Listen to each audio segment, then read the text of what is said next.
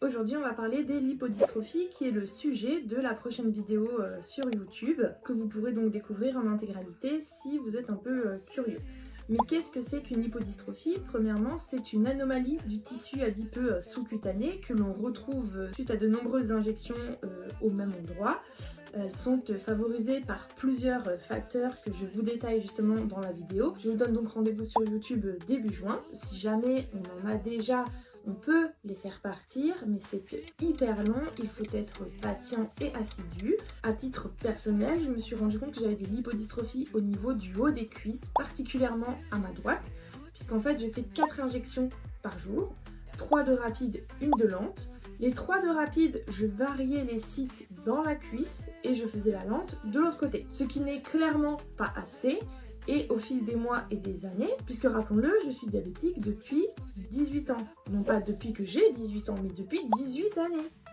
Donc, à force de répéter ces injections aux mêmes endroits, il m'est arrivé de développer du coup des lipodystrophies. Sans que je sache réellement ce que c'est, dont on m'a parlé rapidement lors de consultations, mais je n'ai pas bénéficié de formation, j'ai fait mes petites recherches.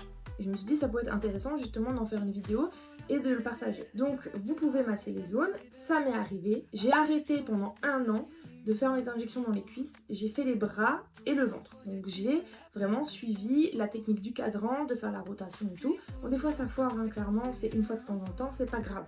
Ce qu'il faut, c'est surtout l'avoir à l'esprit et varier le plus possible. Je me suis massée, alors dans la vidéo, je vais vous expliquer 3 fois par semaine, c'est l'idéal. C'est ma constatation, quand on a une régularité, effectivement, on a des résultats plus rapides. En tout cas, le mieux, c'est d'essayer de l'inclure dans ses habitudes, après la douche, justement, que ce soit un peu notre moment plaisir.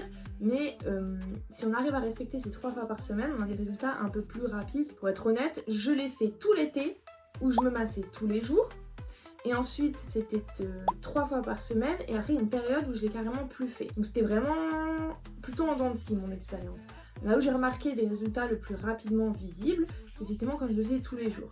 Maintenant, j'ai réduit à 3 fois par semaine, parce que ça me semble être un bon compromis. C'est quasiment 1 jour sur 2, pour pouvoir rythmer avec une vie active à côté. Maintenant que je n'en ai plus, et encore, je fais super attention, parce que j'ai vachement peur que ça revienne. En plus, c'est hyper disgracieux. Ça vous fait des bosses et des boules. Je vous mettrai des photos à la... Et ça fait mal. Ça fait mal, sa mère. Voilà un peu pour mon expérience avec les lipodystrophies. Et j'espère surtout que ça vous donnera envie de vous renseigner. Toujours prête à le conseiller.